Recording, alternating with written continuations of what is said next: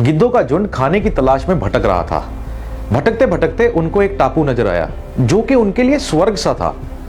खाने के लिए वहां पर मछलियां, मेंढक और समुद्री जीव थे। उससे भी बड़ी बात यह थी कि उनका शिकार करने के लिए वहां पर कोई भी जीव नहीं था। वे वहां बिना किसी भय के रह सकते थे। युवा गिद्ध बहुत ही उत्साहित थे। उनमें से एक गिद्ध बोला कि मैं यहां से कहीं और नहीं जाऊंगा, यहां पर बैठे बैठे बिना मेहनत के बहुत सा खाना है। बाकी गिद्ध भी उसकी हाँ में हाँ मिलाते हुए बहुत ही उत्साहित थे और वह भी यह कहने लगे कि बिना मेहनत के खाना मिल रहा है।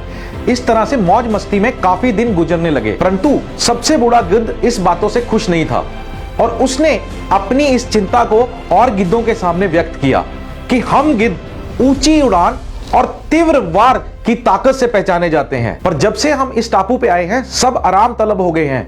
ऊंची उड़ान तो बहुत दूर की बात है, महीनों से बहुत सारे गिद्धों ने उड़ान तक नहीं भरी है। सब आराम परोस्त हो चुके हैं, सब आलस से भर चुके हैं। आसानी से मिलने वाले भोजन की वजह से हम शिकार तक करना भूल गए हैं। मैंने फैसला किया है मैं इस टापू पे नहीं रहूंगा और मैं अपने पुराने वाले जंगल में वापस चला जाऊंगा। ऐसा कहते हुए उस वृद्ध गिद्ध ने सबको समझाया कि वो भी हमारे साथ वापस चलें। बूढ़े गिद्ध की यह बात सुनकर सारे गिद्ध उस पर हंसने लगे। किसी ने उसे पागल कहा और किसी ने उसे मूर्ख की उपाधि दे दी। बेचारा बूढ़ा गिद्ध अकेला ही वापस चला गया। समय बीता। एक दिन उस बूढ़े गिद्ध के मन में विचार आया, क्यों ना मैं अपने पुराने साथियों को मिल के आऊं। समय बीतता जा रहा है, मैं बुजुर्ग हो चुका हूं, एक बार मैं उनसे मिल लूं। लंबी यात्रा के बाद वह उस टापू पे पहुंचा। जब वह उस टापू पे पहुंचा तो उसने बहुत ही भयानक दृश्य देखा। बहुत से गिद्ध मर चुके थे, जो जीवित थे वह घायल थे। ये कैसे हो गया? बूढ़े गिद्ध ने पूछा।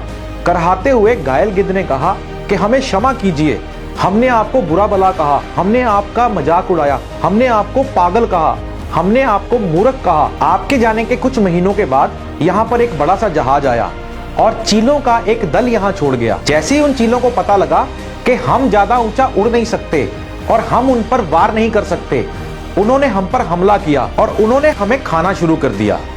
अब हमारी आबादी खत्म होने के कगार पर है और अब हम कुछ ही गिद्ध रह गए हैं।